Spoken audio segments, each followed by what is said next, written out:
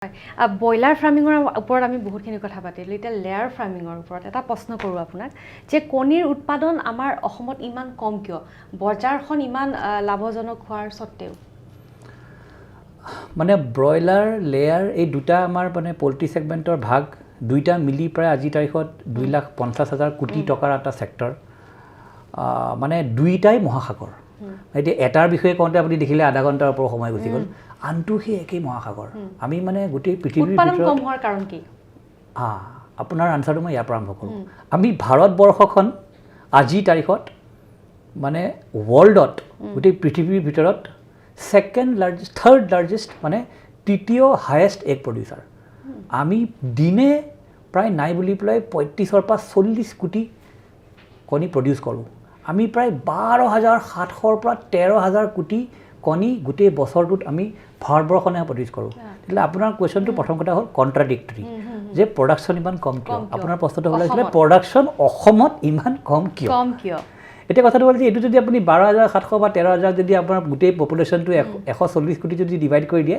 Approximately 95 মান আহিব মই ভাবোঁ 91 পৰা 95 ভিতৰত কিবা এটা আহিব তাৰ মানেতো এইটো যে আমাৰ ভাৰতবৰ্ষখনত আজি তাৰিখত এক্সপৰ্টো হয় বিভিন্ন জেগালৈ এতিয়া আগতে সৌদি আৰবিয়া বা গাল্ফৰ কাণ্ট্ৰিলৈ হৈছিলে এতিয়া শুনিছোঁ মই ইউৰোপলৈও ক'ৰবাত যাবলৈ লৈছে তাৰ ভিতৰত কিছুমান বহুত 2% 3% কণী নামাক্কালৰ পৰা বা তামিলনাডুৰ পৰা অন্ধ্ৰপ্ৰদেশৰ পৰা এক্সপৰ্টো হয় তাৰ বাহিৰেও মানুহে ধৰি লওক আমাৰ 90টা কণী হিচাপত ভাগত পৰে এই যিখিনি প্ৰডাকশ্যন আছে এতিয়া অসমত যদি গোটেই পপুলেশ্যনটো আমি নৰ্থ ইষ্টৰ এটা পপুলেশ্যন বুলি লওঁ কাৰণ অসমখন এগেইন মই কৈছোঁ যে এটা গেটৱে গোটেই নৰ্থ ইষ্টৰ কাৰণে ছিকিম আৰু ত্ৰিপুৰাক মাইনাছ কৰি দিলেও অন্ততঃ 5 কোটি পপুলেশ্যন আছে আজি তাৰিখত এই 5 কোটিটোক যদি মই 90 দি যদি এটা মাল্টিপ্লাই কৰি দিওঁ মানে মই অকণমান মেথমেটিকেলি কথাবিলাক কৈ এইকাৰণে ভাল পাওঁ যে মানে এণ্ড অফ দ্য ডে মানুহে সেই কথাখিনি মানে ধৰিব পাৰে তাৰমানে যদি 9-4 গুণ মানে 9-5 গুণ 45 হ'লে 450 কোটি কণীৰ অসমখনত যদি মই নেশ্যনেল পাৰ কেপিটা এভাৰেজ কনজাম্পশ্যনটো হিচাপত যদি মই কেলকুলেট কৰোঁ অসমখনত বা নৰ্থ ইষ্টখনত দৰকাৰ আছে কিমান 450 কোটি যদি মই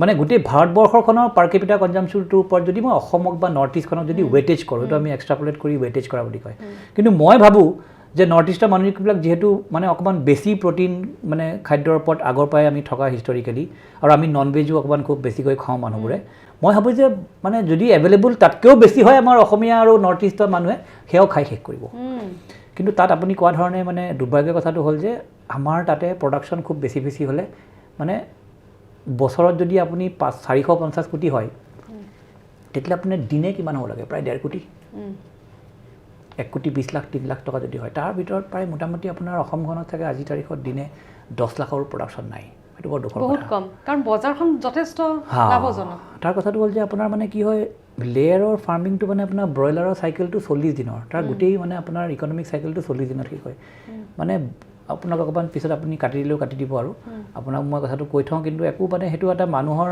মানে ধৰি ল'ব লাগে যে ব্ৰইলাৰটো যদি আপুনি মানে কলেজৰ দিনৰ এফেয়াৰ বুলি ধৰিছে মানে লেয়াৰটো হ'ল বিয়া 2 বছৰ থাকে তাই আপোনাৰ লগত গতিকে এইটো এটা লং চাইকেল মানুহে সেই লং চাইকেলটোৰ কথা যেতিয়াই শুনে ন প্ৰথম কথা আমাৰ অসমীয়া মানুহে অলপ ভয় খাই যায় যে মোৰ ৰিস্ক ফেক্টৰটো প্ৰথম কথা হ'ল তাই মুৰ্গী এতিয়া আপুনি যদি মানে বেংকৰ ওচৰলৈ বহুত কথাত মই বেংকৰ লগত উঠা বহা কৰোঁ বা বেংকলৈ অহা যোৱা কৰি থাকোঁ কিবা কাৰণত আমাৰ সাধাৰণ কৃষকজনটো বাদেই দিয়ক বেংকেই ভয় খাই যায় সেই নিৰীহ প্ৰাণী মুৰ্গীজনী 2 বছৰ ৰাখিব লাগিব মানে তাই যদি কিবা এটা হৈ যায় তাই বুলি ক'লে তাই অকলে নহয় তাই গোটেই পপুলেশ্যনটো যদি কিবা এটা হৈ যায় গোটেই যদি ফ্লকটো যদি উৰি দৌৰ মাৰে কিবা এটা যদি বেমাৰ হৈ যায় ব্ৰইলাৰ হ'লে 40 দিন আহিল গ'ল ইয়াতেতো আপোনাৰ 2 বছৰ 100 সপ্তাহলৈকে থাকে মই সেইদিনাখন খাৰুপেটীয়াৰ ওচৰত এটা জেগালৈ গৈছিলোঁ 120-26 সপ্তাহলৈকে মানুহে মানে বাৰ্ড ৰাখিছে তাৰ মানেতো কি মানে ইমান এটা লং টাৰ্ম ৰিলেশ্যনশ্বিপ প্ৰথম কথা মানুহে প্ৰথমতে এইটো অকণমান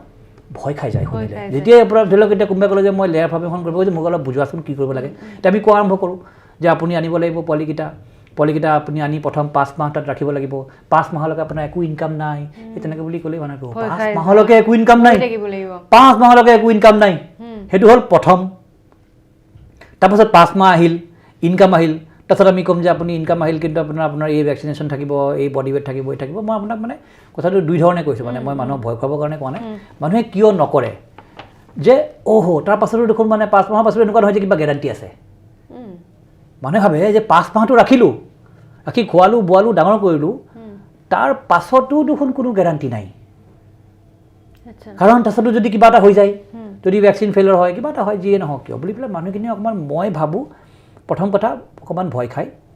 আৰু দ্বিতীয় কথা ইনভেষ্টমেণ্টটো অকণমান মানে আপুনি প্ৰথম কথা আপুনি যদি 100জনী 50জনী মুৰ্গী দি কৰে একোডাল নহয়। গতিকে আপুনি অন্ততঃ 500,000 যদি একেবাৰে সৰু ফাৰ্মাৰ মানে এইটো এটা আপোনাৰ ফাৰ্মিং এণ্টাৰপ্ৰাইজ। লেয়াৰ ফাৰ্মিংটো মানে আপোনাৰ ধৰি লওক আপুনি তেনেকুৱা ফাৰ্মাৰ গোটেই দেশত বহুত কম পাব, যাৰ নেকি কোনোবা 500, 100, 200 মুৰ্গী আছে। এইবিলাক আপোনাৰ বেকয়াৰ্ডত মানুহে ৰাখি পেলাই কিছুমান চৰকাৰী স্কিমত কৰে। তাৰ বাহিৰে মষ্টলি কমাৰ্চিয়েল ধৰণে কোনোবাই লেয়াৰ ফাৰ্মিং কৰিলে অকণমান চাইজটো ডাঙৰ হয়। যদি মই 10,000ৰ উদাহৰণ এটা দিওঁ, 10,000ৰ কাৰণে আপুনি ধৰি লওক অকণমান গঠনমূলকভাৱে যদি এটা শ্বেড বনাবলৈ হয়, তাতো সেই একেই কাণ্ড আকৌ। আপুনি এটা শ্বেড এটা ৰাখিলে নহয়, আপুনি মাৰ্কেটত যদি বনি থাকিব লাগে, আপোনাৰ যদি কাষ্টমাৰৰ লগত যদি আপোনাৰ সম্পৰ্কটো যদি নিয়মিত হ'ব লাগে, তেতিয়া তাতো সেই ব্ৰইলাৰৰ নিচিনা কাহিনীটো আছে। তাতো আপুনি মানে এটা পাৰ্টিকুলাৰ সময়ৰ পাছত, মই ইমান ডিটেইললৈ নাযাওঁ এতিয়া, কিন্তু তাতো এটা পাৰ্টিকুলাৰ সময়ত সেইটো এটা 1+1+5 বুলি চাইকেলেই আছে। মানে 1+1+5 এইবোৰ কাৰণত মানে তেওঁলোকে তেওঁলোকে অকণমান মানে কিন্তু মানে মই এই চেনেলটোৰ থ্ৰুদি ক'ব খুজিম যে তাতে ভয় কৰিবলগীয়া বিশেষ একো নাই। কিন্তু অকণমান ধৰি লওক আপোনালোকে ইয়াতো যেনেকৈ প্ৰত্যেকটো ব্যৱসায় কৰিলেও অকণমান আপোনাৰ এটা নিৱেশ থাকিব আৰু এটা আপোনাৰ তাৰ কাৰণে অকণমান এটা কুশ্যন ফাণ্ড এটা আপুনি ৰখাৰ দৰকাৰ। ইয়াতো আপুনি খালি অকণমান সংখ্যাটো অকণমান ডাঙৰ হোৱাৰ কাৰণে মানুহে কিছুমান ফাৰ্মাৰে ভয় খাই যায়। 10,000 মুৰ্গীৰ কাৰণে আপুনি ঘৰটো বনাবৰ কাৰণে প্ৰায় 300 টকা 3 লাখ টকা গ'ল। আকৌ মুৰ্গী যদি ডাঙৰ 300 টকা 3 লাখ হ'ল নে 30 লাখ হ'ল? 10,000ৰ লগত যদি মই 300 দি মাল্টিপ্লাই কৰোঁ 30 লাখ নহয় জানো? যদি মই ঘৰ এটা যদি সঠিক ধৰণে বনাওঁ, একদম যদি আমাৰ দেশী দিহাদি বস্তু দি যদি বাঁহ কাঠেদি যদি বনাই পেলাই ৰেডি কৰি খোজোঁ, তেতিয়াও 200 টকা গ'ল। 200 টকা গ'লে আপোনাৰ 10,000ত 4টা শূন্য, 200 2টা শূন্য, 20 লাখ হ'ল। 20 লাখটোতো আমাৰ অসমৰ গাঁৱে মানুহৰ কাৰণে সৰু টকা নহয়। আৰু 20 লাখ খালি ঘৰটো বনিল, তাৰপাছত 10,000 কথা কৈছোঁ, 5,000 আহিলে 10 লাখ হ'ল।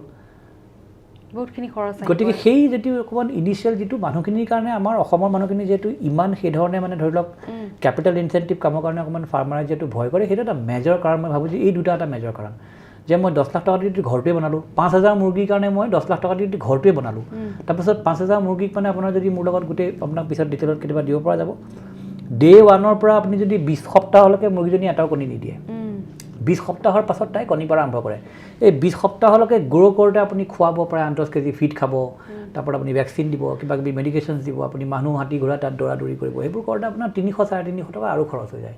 তাত মানে আপোনাৰ আৰু কিমান গ'ল? 300 দি যদি মই 5,000টোক মাল্টিপ্লাই কৰি দিওঁ, মই খালি 5,000ৰ মুৰ্গীজনীৰ কথা কৈছোঁ, 15 লাখ টকা হ'ল।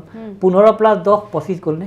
সেই 25ৰ পাছত আপোনাৰ হিচাপ নিকাচ আৰম্ভ হ'ব। এতিয়া মুৰ্গীজনীয়ে কণী পৰা আৰম্ভ কৰিব, তাই ডেইলি বেচিছত কণী আহিব, কণীৰ পৰা পইচা আহিব, আপোনাৰ খৰচটোতো লাগি থাকিব কাৰণ আপুনি খুৱাই থাকিব, তাই ডাঙৰ হৈ থাকিব। সময়ৰ লগত তাই প্ৰত্যেক দিনে প্ৰায় 100 গ্ৰাম 110 গ্ৰাম কৰি ফিড খাই থাকিব। ফৰ এক্সাম্পল ধৰি লওক অকল ফিডটোৱে খাব। এতিয়া আপুনি অকল যদি 100 গ্ৰাম দিনে 5,000 মুৰ্গী যদি ফিড খাই থাকে, তাৰমানে 5,000 মুৰ্গীয়ে 100 গ্ৰাম কৰি ফিড খালে 500 কেজি হ'ল। 500 কেজি যদি মই ধৰি ললোঁ 30 টকাত মই কিনি আনিলোঁ, 500 × 30 15,000 টকা হ'ল। তাৰমানে মোক দিনে 15,000 টকা লাগেই লাগে মানে মুৰ্গীজনী পেটত দিবৰ কাৰণে। এতিয়া মোৰ 15,000 যদি মই মানে 5 যদি ডিভাইড কৰি দিওঁ, মই যদি কণীটোত যদি 5 টকা ৰেট পাওঁ, মানে দিনে মই 3,000 কণী বিকিবই লাগিব।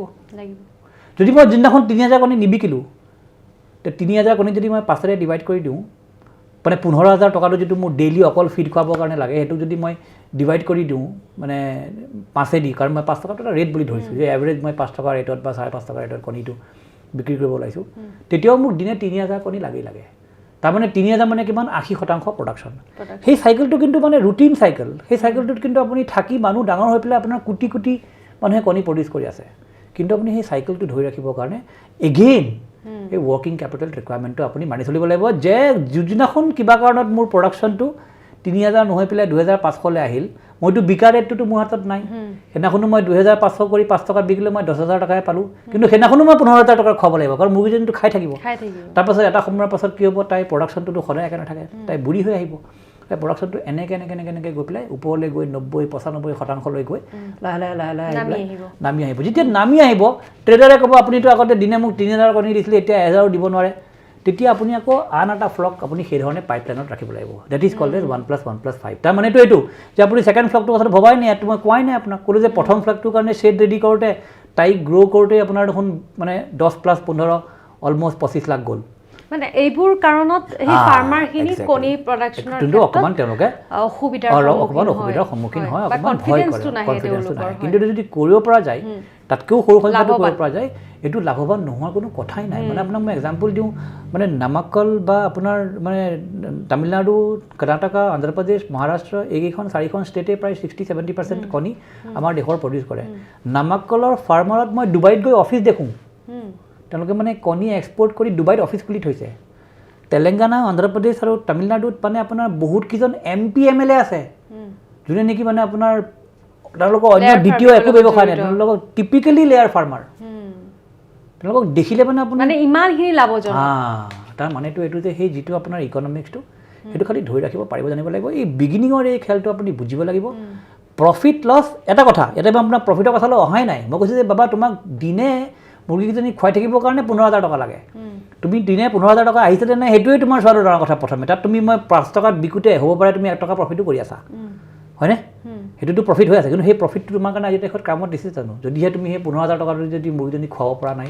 গতিকে working capital management, capex management, finance management এই দিশটোত আমাৰ অসমীয়া ফাৰ্মাৰখিনি একেবাৰে মানে এটা একদম মানে তাৰ পাছততো হেল্থটো আছেই, ভেকচিনেশ্যন আছেই, বাৰ্ডছৰ হেল্থ, সেইটোতো টেকনিকেল পাৰ্টটো আছেই। সেইটোতো মই ধৰি লৈছোঁ যে ঠিক ঠাক গৈ আছে, মুৰ্গীজনীয়ে প্ৰডাকশ্যন ঠিকে ঠাকে দি আছে। সেই দিশটোতো বহুতখিনি চাবলগীয়া আছে। এই মানে দুটা কথাৰ কাৰণে মানুহখিনি অকণমান ধৰি লওক মই আপুনি যিটো কথা ক'লে অসুবিধা অনুভৱ কিয় কৰে, কিন্তু এইটো যদি অভাৰকাম কৰিব যদি 2জন মানুহে পাৰে, তেওঁক দেখি যদি আৰু 4জন মানুহ আৰম্ভ হয়, মই গেৰাণ্টি দিছোঁ আপোনাক অসমত আহিবলগীয়া 10 বছৰত প্ৰায় মোটামুটি চাগে 30-40% কণী আমি এটলিষ্ট নিজে পৰিষ্কাৰ কৰিব পাৰিম। একদম অনুষ্ঠানৰ শেষত আমি পাইছোঁহি, আৰু একদম অনুষ্ঠানৰ শেষৰ পাছতো বৰ্তমান সময়ত মাকৈ খেতি খুব চৰ্চাত আছে। এতিয়া অসমত মাকৈ খেতি দেখিবলৈ পোৱা গৈছে, বিভিন্ন হাৰত বৃদ্ধি পাইছে মাকৈ খেতি। এতিয়া মাকৈ খেতি কৰি কৃষকসকল স্বাৱলম্বী হ'ব পাৰিব নেকি? মাকৈ খেতিৰ ওপৰত আপুনি কি ক'ব? মাকৈ খেতিটো মই নিজেও প্ৰায় মৰিগাঁও, নগাঁও ডিষ্ট্ৰিক্টত এই যোৱা ৰবি ছিজনটোত প্ৰায় 1000 বিঘা মাটিত কৰি মই বহুতসকল ফাৰ্মাৰ লগত প্ৰায় 200-250 ফাৰ্মাৰ লগত লগ খাই মই এটা ক্লাষ্টাৰ ফাৰ্মিং মডেলত তেওঁলোকৰ লগত কাম কৰি মই নিজেও প্ৰডাকশ্যন কৰিছোঁ। এতিয়াও মোৰ সেই ষ্টক হাতত আছেই। মোৰ এটা কথাত য়েছ হয় পাৰিব, আৰু খুব মানে ধৰি লওক এজন ফাৰ্মাৰৰ মই উদাহৰণ দি কওঁ, কাৰণ আপোনাৰ এনেই স্বাৱলম্বী বুলি ক'লেতো মানুহখিনিয়ে কথাটো ধৰিব নোৱাৰিব। মানে এজন ফাৰ্মাৰে যদি 10 বিঘা মাটি বা 5 বিঘা মাটি ধৰিলোঁ মই যদি লৈ কামটো কৰে, তেওঁ 5 বিঘা মাটিৰ ওপৰত তেওঁৰ খৰচখিনি হ'ল তেওঁ ফিল্ডখন প্ৰিপেয়াৰ কৰিব লাগে, তাৰপিছত তেওঁৰ চিড আহে, ফাৰ্টিলাইজাৰ আহে, ফাৰ্টিলাইজাৰৰ ভিতৰত 3-4টামান কেটেগৰী আছে, MOP, DAP, জিংক চালফেট, এই ধৰণে কিছুমান বস্তু আছে। সেইখিনি চব মানে ফাৰ্টিলাইজাৰৰ পৰা ধৰি লওক ইনপুট মেটেৰিয়েল বুলি ধৰি লওক আপুনি। ইনপুট মেটেৰিয়েলখিনি ধৰি লওক আপোনাৰ এৰাউণ্ড 4,500 পৰা 5,000 টকা বিঘাৰ ওপৰত খৰচ হয়। তাৰ পাছত ধৰি লওক আপুনি এই ফিল্ডখন প্ৰিপেয়াৰ কৰিলে, পানী দিলে, ইটো কৰিলে, সিটো কৰিলে, আপোনাৰ ধৰি লওক সেইখিনি কৰোঁতে এইখিনি মানে খৰচ বুলি ধৰা হয়। কাৰণ মানুহজনে যদি নিজে ইনভলভ হৈ কৰে খৰচ নহ'ব পাৰে, কিন্তু নিজে ইনভলভ নহৈ যদি কোনোবা আকৌ 2জন লেবাৰ লগাই দিয়ে বা ধৰি ল'লোঁ খৰচেই, কাৰণ তেওঁ সময় দিছেতো, সময়ৰ এটা মূল্য আছে। 10,000 টকা বিঘাৰ ওপৰত খৰচ হয়। এতিয়া সেই বিঘাত যদি তেওঁ ভালকৈ খেতি কৰে, মানে বেষ্ট কেছ চিনেৰিঅ'ত মানে একদম মানে মই মানুহ দেখিছোঁ এনেকুৱা, তেওঁলোকে 2 মেট্ৰিক টনলৈকে পায় 1 বিঘাত। মই এতিয়া 2 মেট্ৰিক টনটো বাদ দি আপোনাৰ ইকনমিক্সটো মই 1.5 মেট্ৰিক টনতে বুজাই থৈ যাওঁ যে 1.5 মেট্ৰিক টনত যদি 1 বিঘাত পায়, তাৰমানে আপোনাৰ 10 বিঘাত 15 মেট্ৰিক টন হ'ল। সেই 15 মেট্ৰিক টন মেইজ তেওঁ যেতিয়া হাৰ্ভেষ্ট কৰে, 19 টকা আৰু 20 টকাৰ তলত তেওঁ মেইজ বিকিবলগীয়া নহয় আজিৰ তাৰিখত, অন্তত 19 টকা। মই কেলকুলেশ্যনৰ কাৰণে আপোনাক 20 টকাত কওঁ, কাৰণ মই মুখৰ ওপৰত কেলকুলেটৰ চলাই আছোঁতো। 20ক যদি মই 15ৰে মাল্টিপ্লাই কৰোঁ, তেওঁৰ 4 মাহৰ মূৰত ৰেভিনিউ 3 লাখ টকা হয়। আৰু তেওঁ 3 লাখ টকা ৰেভিনিউত আপুনি এতিয়া 10 বিঘা মাটিত তেওঁ খৰচ কৰিছিলে কিমান? 10,000 টকা কৰি 1 লাখ টকা। তাৰমানে 10 বিঘা মাটিত তেওঁ 3 লাখ টকা ৰেভিনিউত 1 লাখ টকা খৰচ কৰি 4 মাহৰ মূৰত তেওঁ 2 লাখ টকা প্ৰফিট পালে। 2 লাখ টকা প্ৰফিট পালে, হয়। সেইটো যদি মই গোটেই বছৰটো দিও ডিভাইড কৰি দিওঁ, এখন সৰু পৰিয়াল এটাই গোটেই বছৰটো একো নকৰিলেও হয়। তাৰ পাছৰ বেনিফিটটো হ'ল যে মেইজ যিবোৰ জেগাত হয় চহৰ অঞ্চলত আৰু খুব ভাল হয়, আৰু কিছুমান জেগাত মানে মৰিগাঁও, নগাঁও, ঢেকীয়াজুলি এইটো চাইডেও খুব হয়। আৰু অসমৰ মাটি এনেও সাৰুৱা, আৰু ব্ৰহ্মপুত্ৰৰ য'ত পানী আহি পেলাই যায় তাত আৰু সাৰুৱা হৈ যায়। আৰু এনেকুৱা নহয় যে মেইজটো কৰিলে আৰু বেলেগ কৰিবই নোৱাৰি, বড়ো ধানৰ পাছত মেইজ কৰিব পাৰি। মেইজ কৰি থাকোঁতে মাজত বহুত মানুহে মই ভাৰতবৰ্ষত দেখিছোঁ যে মেইজৰ যিটো আপোনাৰ গেপ থাকে 2টা লাইনৰ মাজত, তাত আপোনাৰ আলু লগাই দিয়ে, বেলেগ খেতি কৰি থাকে। সেইবোৰ মানে এডিশ্যনেল ব'নাছ, সেইটোতো মই অহাই নাই। খালি অকলে মেজটো কৰিয়ে যদি আপুনি ভালকৈ মন দি যদি গোটেই আপোনাৰ ভালকৈ যদি উলিয়াই লয় কোৱান্টিটিটো আপুনি 10 বিঘা মাটিৰ পৰা অন্তত আপুনি 1.5 পৰা 2 লাখ টকা 4 মাহৰ ভিতৰত আপুনি ইনকাম কৰিব পাৰে গতিকে আপুনি যদি ক'ব মানে চাহুকাৰৰ পৰা যদি 1 লাখ টকা যদি মানে ধাৰলৈও আনি কৰিবলৈ হয় যদি আপোনাৰ ভিতৰত যদি গাটছ আছে মই ক'ম যে কৰক কাৰণ মানে মাকৈ খেতিটো ইমান লাভজনক আৰু দ্বিতীয় কথা মাকৈটো এনেকুৱা ধৰণৰ এটা কথা হৈ পৰিছে যে মাকৈ এতিয়া ৰিকুৱাৰমেণ্টটো একচুৱেলি গোটেই ভাৰতবৰ্ষত প্ৰায় এৰাউণ্ড 32 মিলিয়ন মেট্ৰিক টন আমি প্ৰডিউচ কৰোঁ তাৰ ভিতৰত এটা সৰু পাৰ্চেণ্টেজ এক্সপৰ্টো হয় আৰু মাকৈ ৰিকুৱাৰমেণ্টটো আগতে সীমিত আছিলে আপোনাৰ আমাৰ পল্ট্ৰিয়ে যিটো আমাৰ পল্ট্ৰি ছেগমেণ্টটোৱে এবাৰ 50ৰ পৰা 60% আমিয়ে কনজিউম কৰোঁ পল্ট্ৰি ফিডৰ কাৰণে বেচিকেলি তাৰপিছত আপোনাৰ সেই কেটল ফিড আপোনাৰ লাইফ ষ্টক ফিড পিক ফিড এইবোৰ চব মিলাই মিলি পেলাই আনাদাৰ 10-15%, 20% তাত হয় তাৰপাছত আপোনাৰ সেই বিভাৰেজ ইণ্ডাষ্ট্ৰিটোৰ কাৰণে আপোনাৰ ধৰি লওক সেই এলকহলৰ কাৰণে এটা আছিলে আৰু তাৰপাছত আপোনাৰ এটা ধৰি লওক সেই বিস্কুট চিস্কুটৰ কাৰণে আপোনাৰ যিটো হিউমেন কনজাম্পশ্যন সেই কাৰণে আছিলে এতিয়া হঠাৎ কি হৈছে চৰকাৰে আপোনাৰ আগতে আপোনাৰ ইথানল এক্সট্ৰেকশ্যন বুলি এটা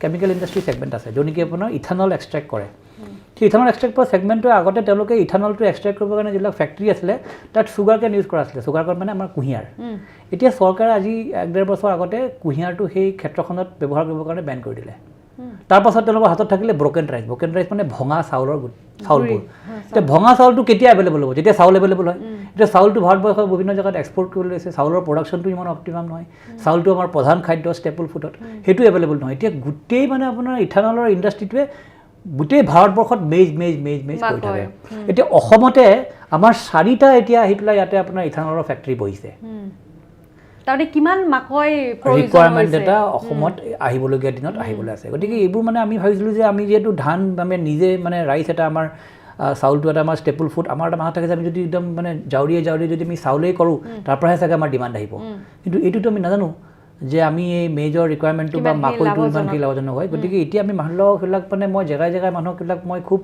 এনকাৰেজো কৰি থকা হৈছে যে চকু বন্ধ কৰি মেজ লগাওক 1 লাখ টকা যদি 10 বিঘা মাটিত ইনভেষ্ট কৰে আপুনি খুব ভালকৈ কাম কৰিলে 2 লাখ টকাৰ বা তাতকৈ ওপৰতো পাব পাৰে প্ৰফিট আৰু যদি এভাৰেজো কাম কৰে তথাপিতো আপুনি অন্ততঃ 1.5 লাখ টকা তাত প্ৰফিট পোৱাৰ কথা কৈছোঁ মই আমি আজি বহুতখিনি কথা পাতিলোঁ লেয়াৰ ফাৰ্মিঙৰ ওপৰত মাকৈৰ ওপৰত লগতে ব্ৰইলাৰ ফাৰ্মিঙৰ ওপৰত বহুতখিনি কথা পাতি আশা কৰোঁ দৰ্শকসকলে বহুতখিনি কথা জানিব পাৰিলে গতিকে ডক্টৰ অঞ্জত গোস্বামী ডাঙৰীয়া আপোনাক বহুত ধন্যবাদ জ্ঞাপন কৰিছোঁ অংকুৰিত অসমৰ এই অনুষ্ঠানটিৰ মাজলৈ অহাৰ বাবে ধন্যবাদ নীলুফা আৰু ধন্যবাদ অংকুৰিত অসমলৈও যে মোক আজি এই সুযোগটো দিছে মই মানুহলৈ অন্ততঃ মোৰ যিকেইটা মনৰ কথা এই ছেক্টৰটোক লৈ পেলাই সেইকেইটা ক'বলৈ দিয়াৰ কাৰণে ধন্যবাদ গতিকে অংকুৰিত অসমৰ আজিৰ এই অনুষ্ঠানটিৰ পৰা বিদায় লৈছোঁ ধন্যবাদ